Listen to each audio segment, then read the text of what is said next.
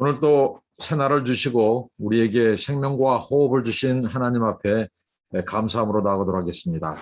하나님 감사합니다. 영광을 받아 주시옵시고 하나님이 우리의 아버지이시고 만유를 통치하시며 오늘 또 하나님의 백성을 부르시고 주님 열방을 다스리시고 하나님의 역사, 구원의 역사를 이루어 가신 하나님을 찬양합니다.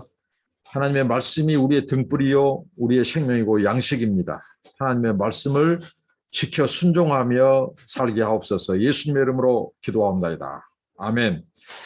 찬송입니다. 언제 주님 다시 오실는지 함께 부르시겠습니다. 언제 주님 다시 오실는지 아는 이가 없으니 등 밝히고 너는 깨어 있어 주를 반겨 맞아라. 주 안에서 우리 몸과 마음이 깨끗하게 되어서 주 예수님 다시 오실 때에 모두 기쁨으로 맞아라. 주 오늘에 다시 오신다면 부끄러움 없을까. 잘하였다 주님 칭찬하며 우리 맞아 주실까. 주 안에서 우리 몸과 마음이 깨끗하게 되어서 주 예수님 다시 오실 때에 모두 기쁨으로 맞아라. 주 예수님 맡겨주신 일에 모두 충성 다했나. 내 맘속에 확신 넘칠 때에 영원한 식 얻겠네.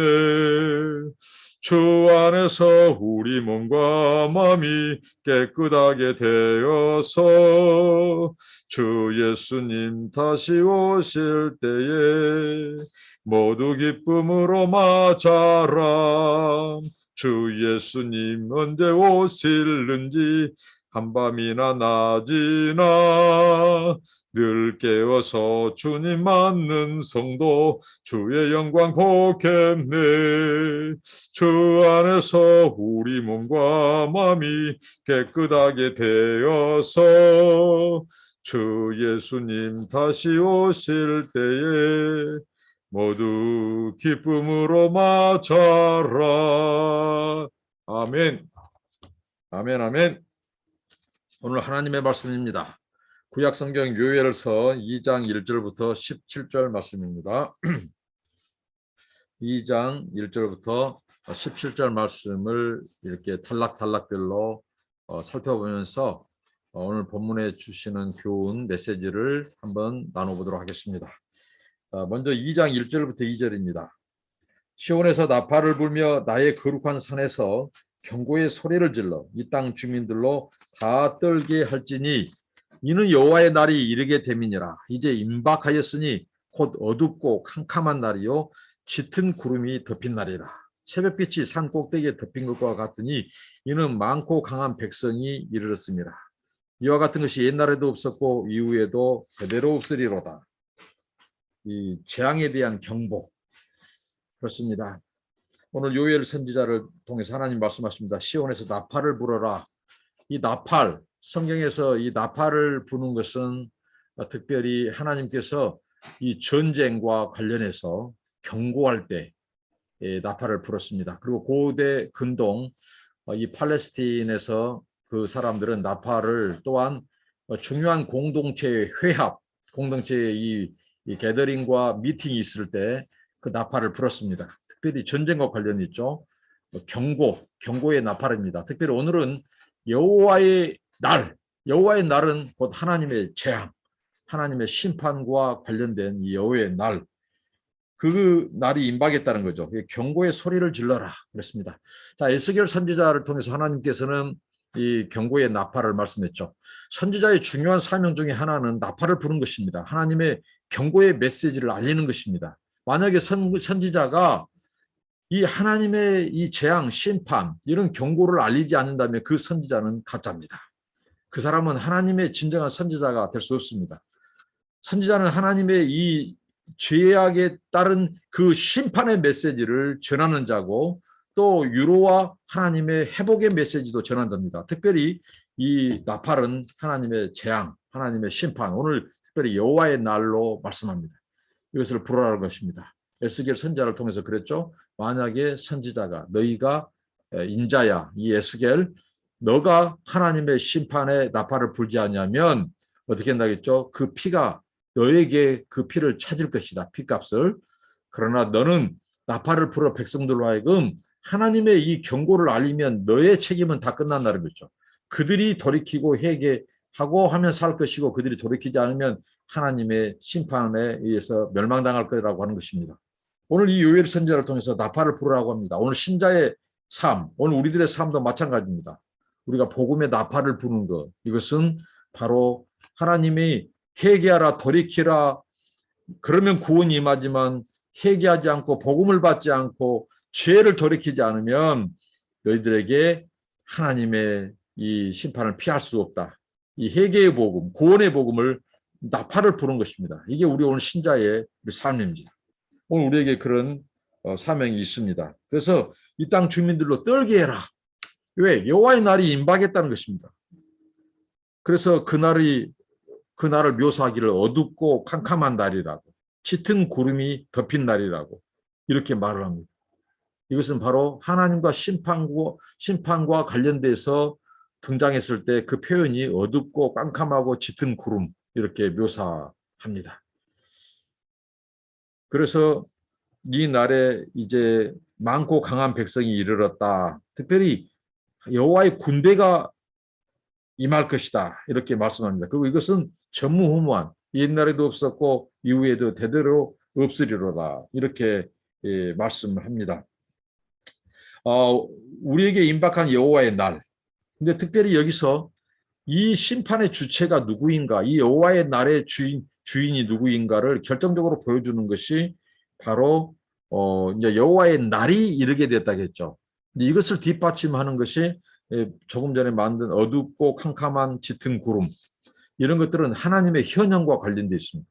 하나님이 심판을 수행하실 때 나타나는 현상은 뭐냐면 여기 땅이 진동한다든가 그 다음에 그 하늘은 어떻게 하죠? 어둡고 깜깜하고 짙은 구름이 들이운다는 거죠. 이것은 하나님의 임재, 하나님의 심판과 관련되어 있습니다. 하나님께서 임재하실 때, 현현하실 때 밝은 빛으로 임하시고 광명으로 임하시고 그것은 하나님께서 그 백성을 어떻게 보면 축복하시고 은혜를 베풀기 위해서 임하실 때, 그러나 오늘 짙은 구름, 깜깜함, 어두움, 흑암 이런 것들은 하나님이 임재하시고 현현하시는데 뭔가 불길한, 그것은 심판을 수행하실 때 하나님께서 행하신다고 하는 것입니다. 그리고 자, 이런 고통의 날, 그때 이 여호와의 날은 어떻게 임하는가? 바로 2장 3절부터 11절까지 한마디로 하나님은 이 여호와의 날을 메뚜기 떼 같은 여호와의 군대로 임하신다고 하는 것입니다. 그 군대가 어떻게 강력하게 임하는가? 한번 말씀을 읽어보도록 하겠습니다. 불이 그들의 앞을 사르며 불꽃이 그들의 뒤를 태우니 그들의 예전의 땅은 에덴 동산 같았으나 그들의 나중의 땅은 황폐한 들 같으니 그것을 피한 자가 없도다. 그의 모양은 말 같고 그 달리는 것은 기병 같으며 그들이 산꼭대기에서 뛰는 소리는 병거 소리와도 같고 불꽃이 건부를 사르는 소리와도 같으며 강한 군사가 줄을 버리고 싸우는 것 같으니 그 앞에서 백성들이 질리고 우리의 날빛이 하얘졌도다. 그들이 용사같이 달리며 무사같이 성을 기어오르며 각기 자기의 길로 나아가되 그 줄을 이탈하지 아니하며 피차에 부딪히지 아니하고 각기 자기의 길로 나아가며 무기를 돌파하고 나아가나 상하지 아니하며 성중에 뛰어 들어가며 성 위에 달리며 집에 기어오르며 도둑같이 창을 들어가니 그 앞에서 땅이 진동하며 하늘이 떨며 해와 달이 깜깜하며 별들이 빛을 거두도다. 여호와께서 그의 군대 앞에서 소리를 지르시고 그의 진영은 심히 크고 그의 명령은 행하는 자는 강하니 여호와의 날이 크고 심히 두렵도다. 당할 자가 누구랴? 메뚜기 떼 같은 여호와의 군대. 자, 요엘 선지자 1장에서는 실제적인 메뚜기 떼가 그 유다와 이 이스라엘을 강타했습니다. 모든 것들을 소산을 다 갉아 먹어버렸습니다. 그때 표현했던 표현이 무엇입니까? 이 힘없는 메뚜기, 작은 곤충 같은 메뚜기가 하나님의 심판, 그 재앙을 수행할 때는 그 메뚜기의 이빨이 저 가상 배경 뒤에 있는 저 사자의 이빨처럼 그 어금니처럼 강할 것이라고 말씀하셨습니다. 그렇게 다 먹어버렸습니다. 근데 오늘 2장에서는 이 여호와의 군대의 정체가 무엇일까? 성경에서는 이 여호와의 군대를 특별히 하나님이 끌어오시는, 하나님이 그의 백성을 향해 진군하시는 이방 군대를 말씀할 때 여호와의 군대로 말씀했습니다. 근데 그 여호와의 군대가 오늘 어떻게 한다고요? 메뚜기 떼처럼 무수하게 임할 것이라고 하는 것입니다. 이게 여호와의 날, 하나님의 진노와 심판, 재앙의 때입니다. 1장에서는 실제적인 메뚜기 떼로 그 백성들이 어떻게 됐죠? 사회적으로, 경제적으로, 심지어는 그 성전 제사도 재물이 없어서 드릴 수 없을 만큼 그날이 크고 하나님의 재앙이 컸죠. 근데 그보다 더 큰 진노, 더 큰 재앙의 날, 그것은 무엇입니까? 여호와의 날이 임박했다고 하는 것입니다. 그래서 이 나팔을 부르라는 겁니다. 경고의 나팔을 부르라는 것입니다. 얼마나 그 날이 무섭고 크길래 그것을 메뚜기 떼의 습격 같다. 이게 무수한 군대가 올라온다는 겁니다. 유다 백성을 향하여, 베들레헴을 향하여 진군할 것이다. 마치 불을 사르는 것처럼, 맹렬한 불처럼 다가와요. 피할 자가 없다는 거죠. 에덴 동산이 황폐한 들같이 될 것이다. 마치 말 타는 기병들처럼 그들이 거세게 달려온다는 거죠. 뛰는 소리, 병거 소리, 그 불꽃이 건물을 사르는 소리 같다. 그 맹렬한 그 기병들, 애국의 군대, 여호와의 군대가 습격한다 것이라는 것입니다. 그 여호와의 군대의 정체를 하늘의 천군 천사, 그것으로 묘사하는지 아니면 이 군대, 이방의 군대로 묘사할지 모르지만 지금 이 여호와의 군대는 하나님의 심판을 수행하는 군대예요. 하늘의 군대든 땅의 그 이방 군대든 하나님의 심판을 수행하는 군대예요. 그러니까 이 앞절에 말씀드렸죠. 하나님의 전쟁, 거룩한 전쟁, 이 디바인 워, 홀리 워에서 하나님의 이 전쟁은 특별히 두 가지로 묘사합니다. 이 for 이스라엘, against 이스라엘, 이스라엘을 위하여 싸우시는 여호와의 군대, 이스라엘을 대적해서 싸우시는 여호와의 군대. 언약 백성이 하나님께 순종하고 하나님을 영화롭게 하고 기쁘시게 해드리면 하나님이 위에서 싸워요. 그래서 그때는 이스라엘 백성이 여호와의 군대가 되어서 이방 군대를 하나님께서 그들에게 붙이셨어요. 그런데 이스라엘 백성들이 언약에 불순종하고 우상을 섬기고 혼합주의에 빠지면 어떻게 됐죠? 하나님이 이방 군대를 자기 군대로 삼아서 이스라엘을 대적해서 싸워요. 그래서 어게인스트 이스라엘인 것입니다. 이게 여호와의 전쟁의 이중성입니다. 근데 오늘 이 말씀 어떻게 하죠? 바로 후자입니다. 하나님께서 이방 군대를 여호와의 군대로 삼아서 자기 백성을 대적해버리는 거예요. 왜요? 그 백성이 하나님을 떠나서 언약 백성이 하나님을 등지고 이 그모스 신, 또 이 바알 신 아스드럭, 또 이 소위 말하는 몰렉, 그 다음에 무엇입니까? 동방태양, 이런 이방의 신을 섬기고 있다는 거예요. 혼합주의에 빠졌습니다. 성전에서 바로 이 우상을 숭배하는 거예요. 담무스 신, 그모스 신, 동방태양, 이런 온갖 잡신을 하나님을 예배드리는 그 성전에서 그 우상을 섬겨요. 그러니까 하나님께서 이방의 군대를 자기 군대 삼아서 이스라엘을 진군한 것입니다. 오늘 이 여호와의 군대, 오늘 보니까 맹렬하게 와요. 예? 그들이 용사같이, 무사같이 달리고 성을 기어 올라온다는 거죠. 예? 이렇게 그들은 얼마나 그 진군하는 그 여호와의 군대가 자기들끼리 이렇게 말이 달리면서 서로 말이 부딪히거나 이런 일도 없어요. 아주 일사불란하고 정돈된 군사처럼 온다는 거죠. 돌파한다는 거죠. 성중을 뛰어 그들이 들어가고 올라온다는 거죠. 도둑같이 창으로 들어가고 집에 기어오르며, 그거 무엇입니까? 유다 백성, 이들의 이 베들레헴, 이들을 피할 수가 없어요. 그들이 여호와의 군대가 임할 때, 여호와의 나라에 여호와의 군대가 임할 때 땅이 진동하고 하늘이 떨고 해와 달기 캄캄하고 별들이 빛을 거두다. 이게 하나님의 심판의 날 때 묘사한 것이 뭐냐면요. 땅의 진동, 하늘의 이 떨림, 하늘이 떨어요. 그 다음에 해와 달과 별이 어두워져요. 이게 요한계시록의 이 세 가지 인, 재앙, 나팔, 또 이 무엇인가 그릇 이런 것들이 다 하나님의 심판과 관련되어 있어요. 그럴 때 묘사하는 것이 바로 해와 달과 별이 어두워진다는 것입니다.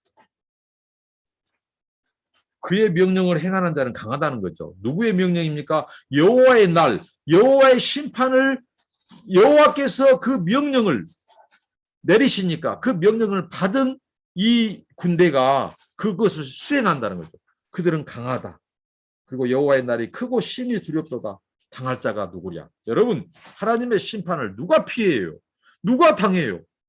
그 맹렬한 심판을 누가 피할 수 있습니까? 누가 당하랴? 이렇게 요엘 선지자를 통해서 말씀합니다. 그러면서 이런 여호와의 날, 여호와의 심판의 때에 그러면 어떻게 이것을 피할 수 있고 어떻게 우리가 처신해야 되는가? 그 말씀이 그 뒤에 나옵니다. 무슨 말씀입니까? 바로 2장 12절부터 17절까지입니다. 재앙에 대한 대비책이 나옵니다. 먼저 2장 12절부터 14절입니다. 여호와의 말씀에 너희는 이제라도 금식하고 울며 애통하고 마음을 다하여 내게로 돌아오라 하셨나니 너희는 옷을 찢지 말고 마음을 찢고 너희 하나님 여호와께로 돌아올지어다. 그는 은혜로우시며 자비로우시며 노하기를 더디하시며 인애가 크시사 뜻을 돌이켜 재앙을 내리지 아니하시나니 주께서 혹시 마음과 뜻을 돌이키시고 그 뒤에 복을 내리사 너희 하나님 여호와께 소제와 전제를 드리게 하지 아니하시는지 누가 알겠느냐? 자, 먼저 재앙에 대한 대비 첫 번째는 여호와께 돌아오라는 것입니다. 자, 돌아오라. 자, 여호와의 말씀에 너는 이제라도 금식하고 돌아와서 무엇을 해야 돼? 자, 금식하고 돌아오는데 어떻게 돌아와요? 금식하고 울며 애통하고 마음을 다하여 돌아오라는 것입니다. 자, 금식, 흉악의 결박을 부는 금식. 이 금식은 무엇입니까? 하나님을 향하여 모든 식음을 전폐하고 하나님을 구하는 것입니다. 슬퍼하는 것입니다. 죄를 슬퍼하는 것입니다.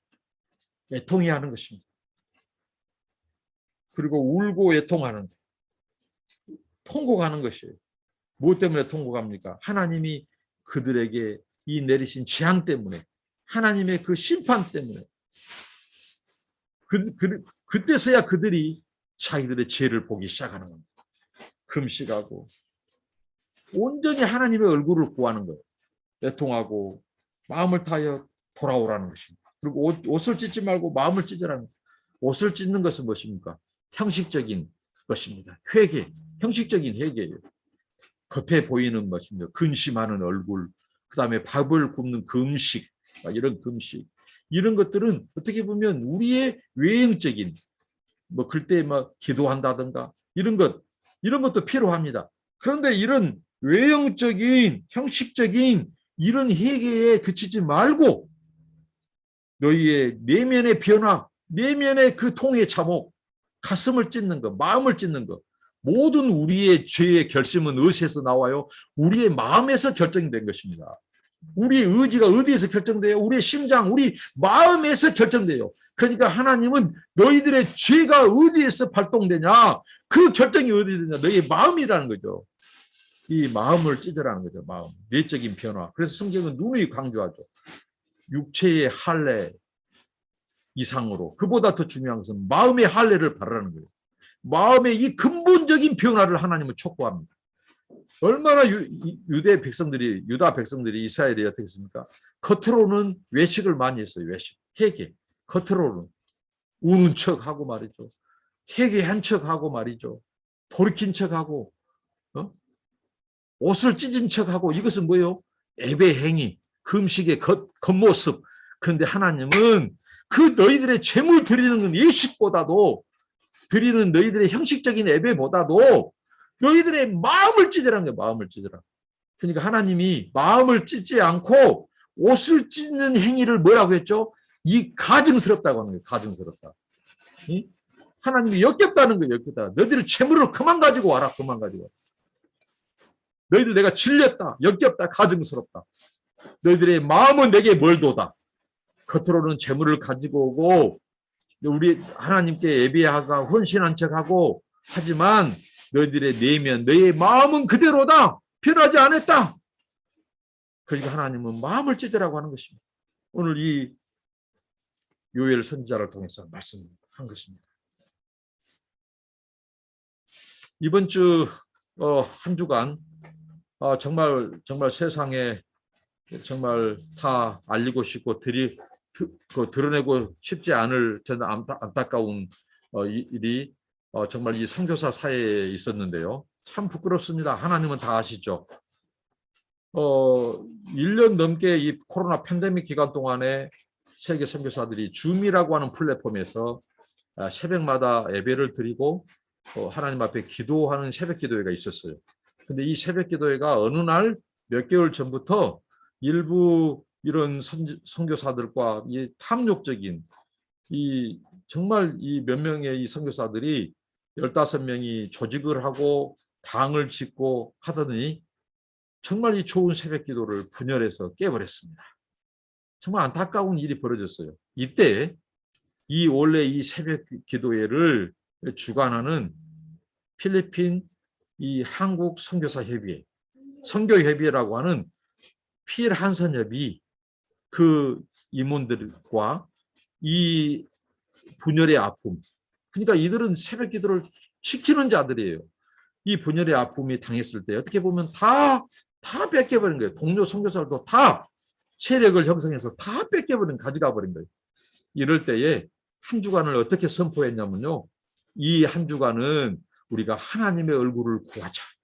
그리고 금식을 선포하자. 그래서 임원들이 하나님 앞에 금식을 하는 거예요. 금식.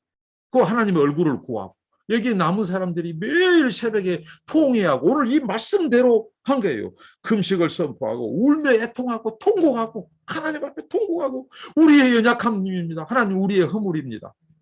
우리가 이 생의 자랑, 육체의 정욕, 안목의 정욕을 추구했지는 않습니까? 우리 안에 있는 거룩하지 못한 것들을, 성결하지 못한 것들을 가슴을 찢고 회개합니다. 우리에게 청한 마음을 주십시오. 우리를 새롭게 해주시라고, 성령을 거두지 마시라고, 우리를 떠나지 마시라고, 주의 얼굴을 향해 주시라고 이렇게 금식을 선포하고 통곡하고 울고 하나님의 얼굴을 구하는 한 주간을 보냈어요. 저도 역시 거기에 있었습니다. 이게 하나님이 기뻐하는, 하나님이 이제라도 돌아와서 금식하고 마음을 찢고 애통해라. 옷 찢지 말고 마음을 찢어라. 여러분도 기도해 주시길 바랍니다. 이 말씀을 듣는 분이 계시다면 기도해 주시길 바랍니다. 이런 일이 있었습니다. 그러면 자, 하나님께 어떻게 한다고요? 하나님은 은혜롭고 자비로우시고 노하기를 더시하시고 인애가 크시는 분이요. 뜻을 돌이켜 재앙을 내리지 아니하시나니. 자, 앞에서 여호와의 날에 대해서 요엘 선지자가 묘사를 했죠. 어떻게 했죠? 누가 당하랴? 누가 피할 수 있으랴? 누가 이것을 막을 수 있으랴? 누가 견딜 수 있으랴? 여호와의 날이 맹렬한 강한 군대처럼 달려온다는 거죠. 그들이 성을 넘고 성을 기어오르고 피할 수가 없어요. 그들이 사람들의 성을 습격해서 어떻게 했죠? 창문을 넘고 어느 누구도 피할 수가 없어요. 이 여호와의 날, 이 심판의 날에 너희들이 살 길은 바로 누구예요? 회개하는 길, 금식하고 통곡하고 울고 하나님께 돌아오고. 근데 하나님은 누구시냐는 거죠. 은혜롭고 자비로우시고 노하기를 더디하시고 인애가 크시고 뜻을 돌이켜 재앙을 내리시지 아니하신 하나님. 바로 하나님, 자비와 긍휼의 하나님. 이 자비의 하나님을 찾아라는 거예요. 이 하나님께 부르짖으라는 거예요. 그러면 뜻을 돌이켜 재앙을 내린다는 거예요.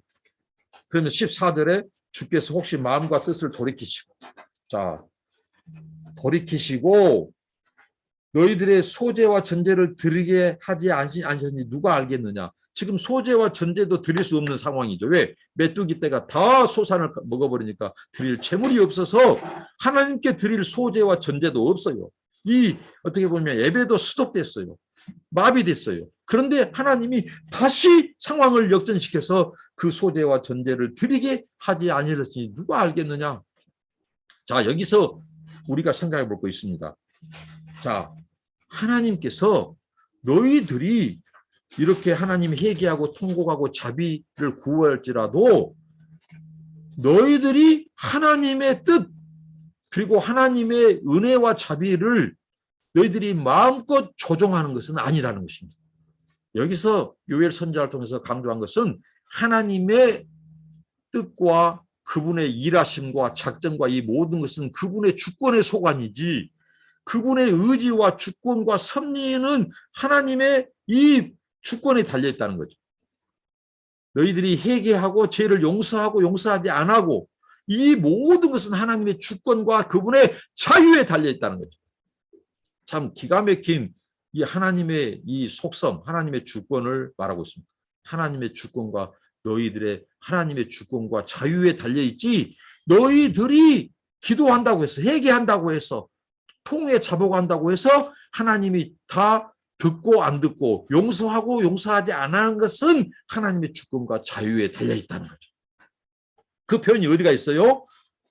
바로 하나님께서 드리게 하실지 안 하실지를 누가 알겠느냐. 이것은 하나님의 주권과 자유에 달려있다는 거예요. 그런데 중요한 것은 요엘 선지자를 통해서 강조한 건 뭐예요?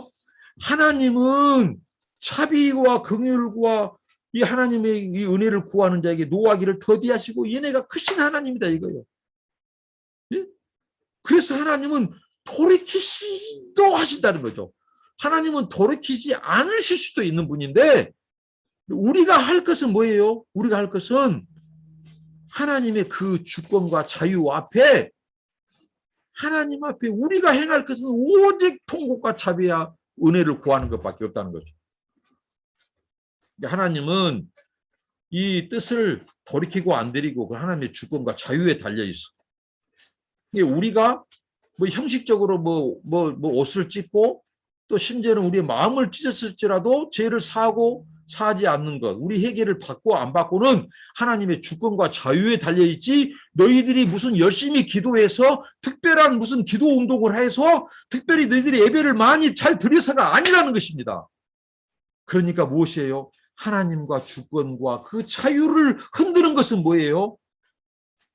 너희들의 그 간절한 하나님의 마음을 움직일 수 있는 그 하나님의 그 속성을 그 하나님의 그 아킬레스건 하나님의 그 자비와 인애 앞에 너희들이 할 것은 그 얼굴 그 은혜 오직 그 긍휼을 구하는 그것밖에 없다는 것입니다. 여러분 오늘날이요 우리가 드린 예배 우리가 드린 기도, 새벽기도, 선교사 새벽기도 여러분 하나님이 받고 안 받고 용서하고 용서하고 그분의 주권과 자유에 달렸어요. 하나님이 내가 너희들을 모른다 끝나버린 거예요. 하나님이 내가 너희들의 기도 역겹다 가증스럽다 안 받으면 끝나버린 거예요. 이게 요엘 선지자의 가르침이요. 요엘 선지자. 그런데 누가 알겠느냐? 그러니까 뭐예요? 끝까지 너희들은 그 하나님의 은혜와 자비와 그분의 마음에 맞는 기도가 회개가 되어야 된다는 거예요. 통해 자복이 되어야 하는 거예요. 그래도 하나님이 받고 안 받고는 하나님의 주권과 자유에 달렸다는 거죠. 그런데 하나님은 어떤 자의 기도를 받으셔요? 어떤 자의 예배를 받으셔요? 눈물과 통곡을 받으세요? 진실된 자, 착하고 진실되고 의로운 자들의 눈물과 기도를 받으시는 거예요. 그들에게 은혜를 베풀어요. 근데 누가 알겠느냐 해서 하나님은 더 큰 복을 내려요. 죄를 용서하고 죄악을 돌이키고 안 들었고는 하나님이 주권에 달려있어. 너희들이 회개한다고 너희들이 눈물 흘렸다고 그것에 하나님은 돌이키는 분이 아니에요. 그것에 달린 분이 아니에요. 그분의 주권과 자유에 달려있어. 그러나 이것은 굉장히 우리를 불안하게 합니다. 그러나 그 뒤에 복을 내리사 누가 알겠느냐? 그 하나님이 이제 소재와 전제를 들을 수 있는 상황을 만들는지 그러니까 하나님은 뭐냐면요.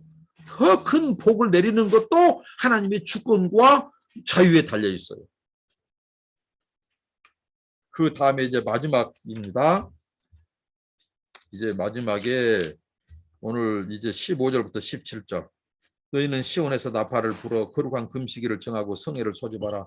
백성을 모아 그 모임을 거룩하게 하고 장로들을 모으며 어린이와 젖먹는 자를 모으며 신랑을 그 방에서 나오게 하며 신부도 그 신방에서 나오게 하고 여호와를 섬기는 제사장들은 낭실과 제단 사이에서 울며 이르기를 여호와여 주의 백성을 불쌍히 여기소서 주의 기업을 욕되게 하여 나라들로 그들을 관할하지 못하게 하옵소서. 어찌하여 이방인으로 그들의 하나님이 어디 있느냐 말하게 하겠나이까 할지어다. 여호와 앞에서 참회하라는 것입니다. 여러분, 그 하나님의 주권과 자유에 하나님께서 너희들의 회개를 받고 안 받고 복을 내리고 안 내리고는 하나님의 주권과 자유에 달려있다는 거죠. 너희들이 무슨 기도를 한다고 해서 특별한 예배 이벤트를 준비한다고 해서 하나님 받고 안 받고 너희들의 의지대로 결정된 게 아니라는 거죠. 너희들이 무슨 열심을 수를 동원해서 막 예배를 하고 기도에 동원해서 그것 때문에 하나님은 좌우된 분이 아니라는 겁니다. 그러면서 너희들이 할 것은 여호와 앞에서 참회하라. 나팔을 불러. 이 요엘 선지자를 통해서 말씀했죠. 개인적인 그 통곡을 말씀했죠. 생산자들아, 소비자들아, 하나님의 백성들아, 제사장들아. 그런데 거기에서만 머무르지 말고 너희가 나팔을 불고 금식일을 따로 정하고 성회를 소집하고 백성을 모아서 공동체가 나와서 회개하라는 거죠. 공동체가 나와서. 언제요? 이런 여호와의 날, 국가적인 재앙 앞에 너희들이 개인을 뿐만 아니라 공동체가 나와서 기도하고 회개하라는 거죠. 이걸 강조합니다. 저는 코로나 팬데믹 상황 속에서 한국 교회에 너무 가슴 아픈 것이 바로 이 점입니다. 이 점이. 이 백성들이 어려움을 당하고 시대적인 재앙 앞에, 코로나의 재앙 앞에 한국 교회가 하지 못했던 거 이것입니다. 이거. 요엘 선지자의 가르친 대로 하나님이 해법을 가르쳐 줬어요. 그것은 무엇입니까? 시대적인 재앙, 국가적인 재앙 앞에서 하나님의 백성이 해야 될 것은 개인은 물론이거니와 개인이 금식하고 통회하고 통곡하고 하나님의 얼굴을 구한 것을 머무르지 말고 온 교회, 온 백성들이 하나님 앞에 물론 이제 이게 무엇입니까? 회합할 수가 없죠. 그러나 회합이 풀어질 때 그때는 거리두기를 하고도 할 수 있으니까요. 1.5m, 2m 뛰고 큰 넓은 광장에서 거리를 뛰고라도 또 집에서라도 그리고 또 이게 온라인 이 줌 같은 데서라도 할 수 있어요. 이걸 하나님은 원하시는 거예요. 그런데 모여서 한다고 하는 것이 무엇입니까? 이념적인 거기에 붙잡혀서 이념에 붙잡혀서 오로지 정부, 국가 저주하고 싸움 붙이고 국론 분열시키고 어떻게 보면 이런 헛발질도 따로 없어요. 너무 안타깝습니다. 그리고 오늘 하나님께서 뭐라고 했어요? 자, 나이 드신 연장자들부터 해서 심지어는 젖먹이들까지 다 동원해서 함께 하나님 앞에 통곡하고 회개하라는 거예요. 참회하라는 거예요. 그리고 누구예요? 신랑 신부. 신랑 신부는요, 하나님께서 특별히 이들은 신랑이 군대도 결혼하면 1년 동안은 소집하지 못하도록 했어요. 그 정도로 신랑 신부의 신방은 보였다고요. 근데 신랑 신부도 나와라는 거예요. 나와라. 그리고 공동체가 전체 하나님의 얼굴을 구하고 회개하고 참회하라는 거예요. 그것뿐만 아니라 제사장들도 성전 그 현관에서 번제단 사이에서 이 백성들의 제사를 침례하면서도 울며 회개하라는 거죠. 그리고 그 백성들이 나와서 하는 것은 뭐예요? 크게 세 가지입니다. 하나님의 자비를 구하고 회개하고 참회하고 통곡하고 주의 기업, 하나님의 언약 백성, 하나님의 언약을 붙들면서 기도해라는 거예요. 하나님으로 하여금 어떻게 했죠? 아킬레스건. 하나님의 언약 백성의 그 기도를 하나님이 들으시니 그렇게 기도해라. 그 다음에 어떻게 합니까? 그들이 하나님의 명예를 붙잡고 하나님의 명예를 걸고 기도해라는 거죠. 하나님, 이 여호와의 재앙의 날에 우리들을 하나님이 여호와의 군대를 동원해서 우리를 심판하시고 징계를 내리면 어떻게 이방인들이 자 여호와의 군대가 누구라고요? 이방인들을 자기 군대로 삼아서 이스라엘 백성들을 하나님께서 지금 진노하고 심판하는 거예요. 그럼 누구의 속국이 되어버려요? 이방인의 속국이 되어버려요. 할례 받지 못한 하나님을 알지 못한 우상을 섬기는 저 이방인들의 우리가 압제하게 놓인다면 하나님 전 이방인들이 열방이 어떻게 하겠습니까? 하나님 비난하지 않겠습니까? 초롱하지 않겠습니까? 하나님이 택한 저 백성을 이방인들이 압제한다더라 하고 여호와 너희 하나님은 어디 갔냐고 비웃고 조롱하면 우리가 어떻게 되겠습니까? 하나님의 명예가 어떻게 되겠습니까? 이렇게 그들이 통회하고 참여하는 거예요. 이제서야 회개한 겁니다. 진즉 하나님의 명예를 생각했다면 죄를 안 졌어야 됐죠. 근데 이제서야 그렇게 참여하는 거예요. 그러니까 여러분 중요한 교훈입니다. 오늘 우리가 죄 안 지어야 될 이유, 하나님의 영광, 그분의 거룩, 그분의 명예 때문에 그런 겁니다. 우리가 죄를 지어서 이번에 선교사들 그 분열 사태도 마찬가지죠. 너무 이거 가슴 아픈 것입니다. 이 분열 사태는 왜 그랬을까요? 그들이 하나님의 이름과 명예를 우습게 여기기 때문에 그런 일이 있는 겁니다. 어떻게 공동체를 깨요? 어떻게 기도한다고 하는 자리 사람들이 하나님의 이름, 하나님의 영광, 거룩 따위는 안중에도 안 두니까 그런 행악을 짓고 회개하지도 않는 겁니다. 얼마나 끔찍한 아픈 사건입니까? 이런 일이 있었다는 사실은 기도해 주시기 바랍니다. 우리가 죄 안 짓고 거룩을 붙들고 하나님의 의를 붙들고 하나님의 영광을 붙든 것은 그분의 영광과 그분의 이름이 땅에 떨어지고 짓밟히지 않기 때문에 그런 겁니다. 이것 때문에 제가 울었고 이번에 한 주간 동안 정말 슬피 울고 통곡하고 내 몸이 쓰러지도록 아프도록 아팠어요. 들어놓았어요. 얼마나 이것이 안타깝고 슬픈지. 그 사람들이 저 이름 욕해도 괜찮아요. 제 이름 석자 짓밟아도 괜찮아요. 근데 여호와의 이름과 그분의 거룩과 영광이 짓밟힌 것이 너무 아팠어요. 기도하겠습니다. 하나님 불쌍히 여겨 주옵소서. 우리가 통회하고 차복하고 주의 얼굴을 구합니다. 은혜와 긍휼을 내려 주옵소서. 땅을 고쳐 주시옵소서. 우리의 연약함과 하나님의 이름을 영광을 지키지 못했던 것, 거룩을 지키드리지 못하고 주의 이름을 짓밟은 것들 용서해 주옵소서. 예수님 이름으로 기도합니다. 아멘. 여러분 기도해 주시기 바랍니다.